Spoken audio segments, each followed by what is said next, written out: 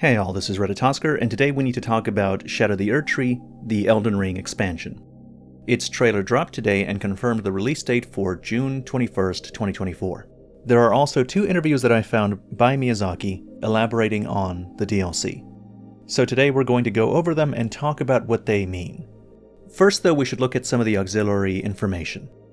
First of all, many people, myself included, had been speculating that this DLC would be huge, incredibly massive. And the basis of that speculation was just because that was a core point of Elden Ring, to continually surprise the players by its size. And in the announcement they called it an expansion, they didn't use the word DLC, and expansion evokes feelings of something much larger than a typical $15 DLC. Well, now there seems to be a lot more evidence supporting that idea that the DLC would be absolutely huge. To begin with, on Steam it lists 60 gigabytes of available space as a requirement, which shockingly is the same amount as Elden Ring itself. The expansion is also priced at $40, which I think we can use as an indication of its size and its quality. This is going to be a very big DLC. Alright, let's move on and look at the interview by Miyazaki. The first question he's asked is, can you set the stage for us with Shadow of the Erdtree? Where is it taking place, and can you speak kind of generally regarding what the story is going to be about?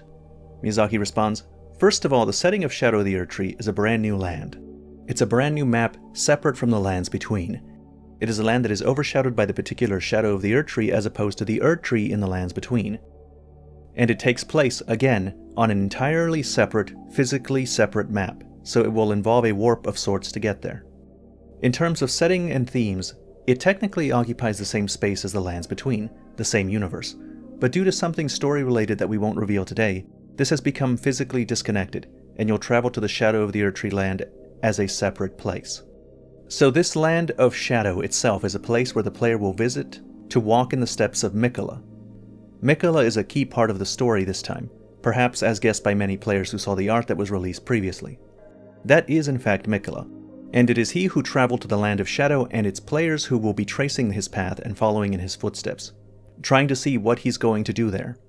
Another axis of the story is Queen Marika and what she did in the land of Shadow, and what led Miquella to follow her there. Alright, so, this is an alternate, overlapping dimension. And what we see there is not the Erdtree, but its shadow. It's not time travel, it seems to be a literal shadow land that became physically displaced as a result of some story-related phenomenon we don't yet know about. Miyazaki is then asked, speaking of this new land that we're traveling to, how is it structured? Is it structured in very much the same way as the lands between? Where are the legacy dungeons and minor dungeons? Can you describe a little bit about how the world is going to be compared to the base game? Miyazaki responds, yes, we think players can expect a similar experience to what they had in the base game. This is going to be structured in a similar way, as you said, with open field maps, with large-scale legacy dungeons, and with small to medium-scale legacies as well. So we hope players will enjoy this same sense of scale and sense of adventure throughout that structure. He's then asked, can you approximate the size of the world compared to the world in the base game? Miyazaki responds, it's hard to answer without giving away too much and to a high degree of accuracy, but if you think in terms of scale or size, it's probably comparable, if not larger, than the area of Limgrave from the base game. So I want to point out 2 things here. When Miyazaki is talking about Limgrave here, I assume he means all of Limgrave, because Limgrave is actually larger than it seems. You have West Limgrave, which is the area that you start in, and then you have East Limgrave, which includes the forest with the rune bears.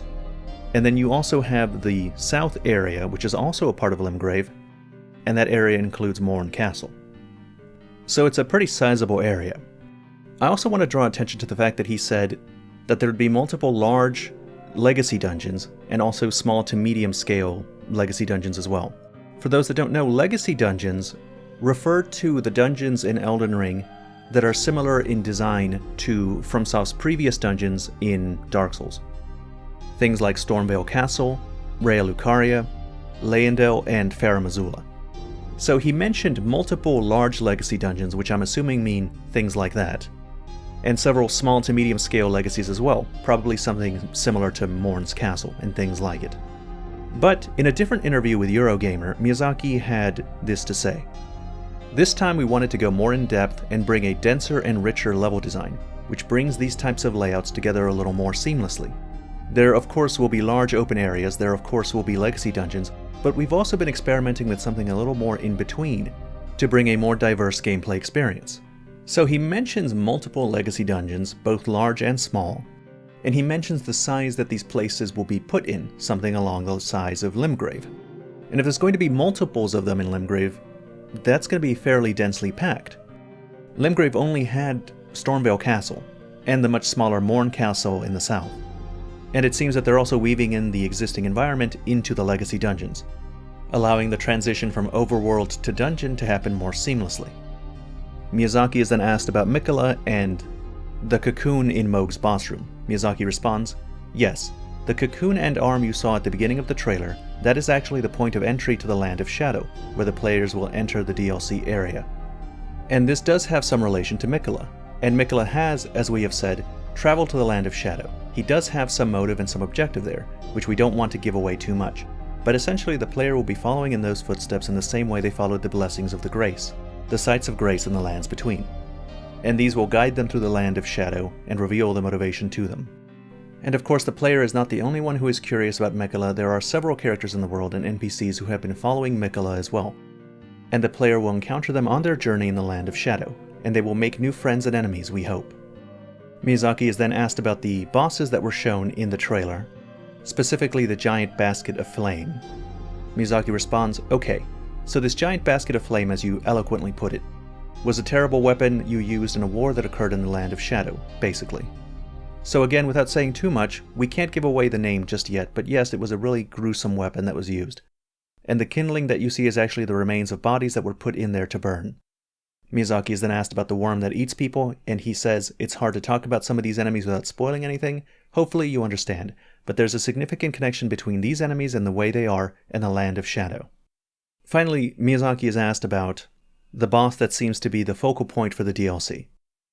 Miyazaki responds, "Yes, we can speak to this character a little bit. This is, as you say, a key figure of this DLC. We believe he will be officially revealed to be Mesmer by the time the trailer goes live.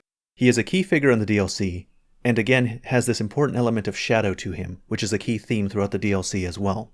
As you may have seen at the end of the trailer, there was this piece of key art where it shows Mesmer sat in his throne-like chair, and people who've played the game may recognize this throne to be one of those from the boss room where you battle Morgoth. And this represents the thrones at the base of the Erdtree, and it's supposed to symbolize that Mesmer stands on equal footing to those other demigods and children of Marika who sat around in these thrones and held the rooms of the Erdtree.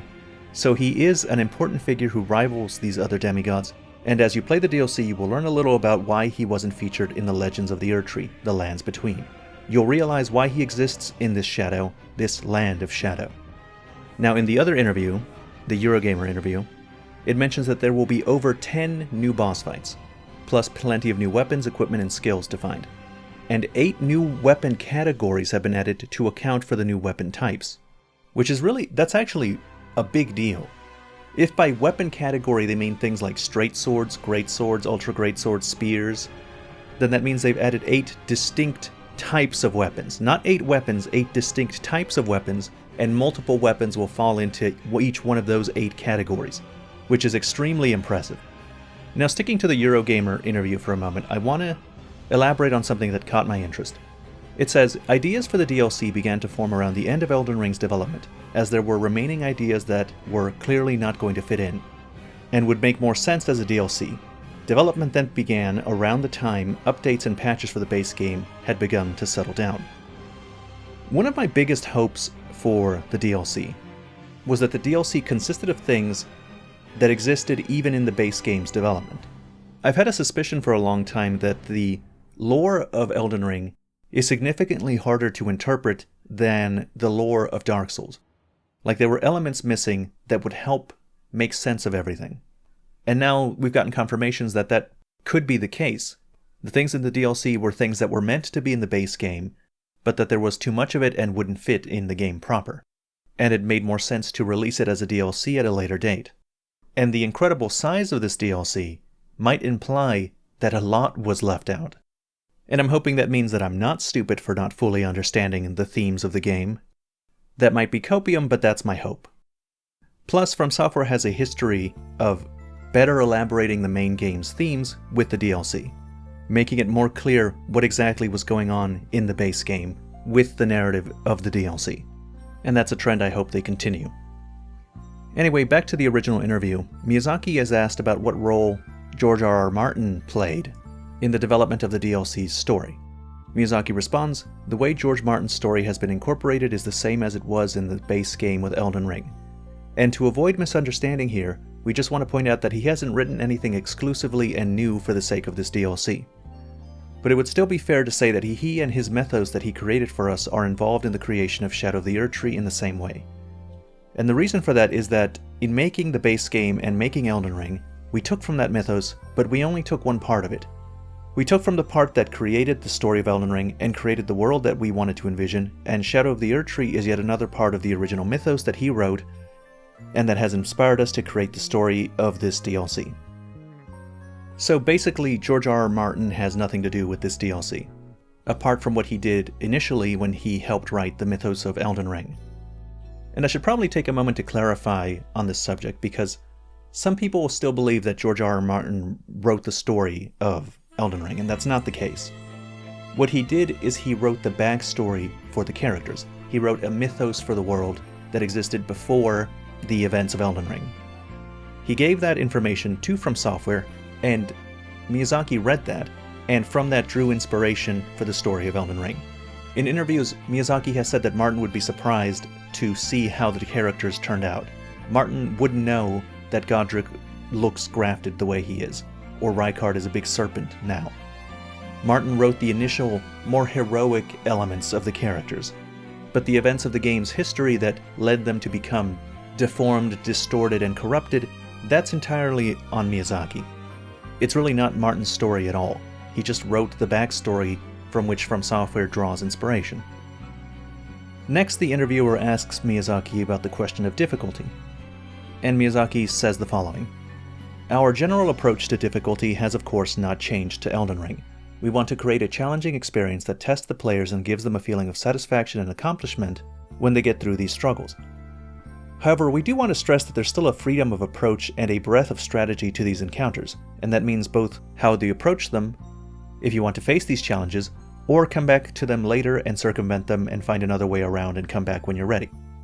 This same philosophy is taken in Shadow of the Erdtree, and to our more hardcore players, they will find optional bosses who have been tuned in a similar way to the likes of Malenia, who I'm sure you remember from the base game, who are not crucial. They're not crucial to completion of the DLC, but they are an optional extra to challenge those who are so inclined. That said, there may not be another boss on exactly the same level as Malenia, but we feel this is somewhere that we've paid close attention to, this level of challenge and offering that same level of freedom. And we hope that players are able to blossom in the Land of Shadow in the same way that they were in the lands between." Actually, I want to redress that. It's not the fact that it's only a lesser level to Malenia, but we have prepared bosses on that with a similar mindset within the DLC area, ones that will challenge the player and hopefully be as memorable as Malenia was. So here he's saying that the bosses are going to be super hard and there will be optional bosses comparable to Malenia. Jumping back to the Eurogamer interview, Miyazaki is asked if the DLC has a poison swamp, and this is his reply: "In a word, yes, but this was actually a point of introspection for me after creating the base game. It was only after creating it that I realized I really like to create poison swamps. And this was a little place of introspection and reflection for me, so maybe when players reach the poison swamp in the DLC, they will feel a little bit of this introspection." Notably, there's a part in the trailer that seems to show what looks like a Deathblight swamp. And if that's what that is, then Miyazaki's reflections have led him into some interesting places. I remember the interview where he was asked why there were poison swamps in all his games, and he was like, "Oh, I guess I do put poison swamps in my games." So this situation is that interviewer's fault. Miyazaki is then asked if there would be another DLC, or if there's a Elden Ring 2 in the works. Miyazaki responds, "We don't want to say this is the end of Elden Ring's saga for now. I think we said a similar thing at the end of Dark Souls 3. We didn't want to flatten those possibilities or put a pin in them just at that time. And it's a similar story with Elden Ring. We don't want to discourage the possibilities for that. There might be more ideas in the future. We don't have any current plans to make second DLC or a sequel, but we definitely don't want to snuff out that possibility. We think there could well be something in the future." So this is interesting. He says, we don't have any plans with it right now, but maybe in the future. And he says that they said something similar with Dark Souls 3. But that actually is not good news, because there's almost certainly not going to be a Dark Souls 4 that's directed by Miyazaki. If Dark Souls 4 comes out, he's not going to do it. He's made it very clear. The entire point of Dark Souls 3 is that Miyazaki doesn't want to make any more Dark Souls games. That's the point. And if his feelings on Elden Ring are comparable, then he's probably moved on to something else. He's making other games and he doesn't want to work on Elden Ring right now anymore. Now the interviewer asks the final question. He asks, the state of the game industry right now is pretty rough. There are a lot of layoffs, studio closures, and the PS5 apparently is already in the later stage of its life cycle. Has the landscape of the industry changed your outlook at all on From Software's future? Miyazaki responds, yes, I'm aware of the situation in the games industry. What it's going through right now is quite harrowing. I think in terms of speaking to all those things that are happening, like layoffs and closures at other studios, it's difficult for me to understand the exact circumstances there. I won't speak to those specifics. Just speaking on behalf of From Software, I think we are very blessed in that we have a lot of keen, up-and-coming developers who've grown and they've developed within the studio, and they've reached these director positions where they're able to direct projects such as the recent Armored Core 6. We have several of these up-and-coming directors who were able to delegate these projects to, and were able to have multiple projects on the go at once. What I foresee in this climate, at least for us, is a From Software where games can be directed by others, not only myself. I think in the face of that struggle and the place where the games industry is right now, I do see this as a time for us to continue to grow and to continue to cultivate this talent and continue to release these games for as long as we can. And it's interesting that he uses the word several to describe the up-and-coming directors that are able to direct projects. They have several of these projects. Several means at least 3. So if we take his words at face value, there are at least 3 games that are being directed by other people at From Software.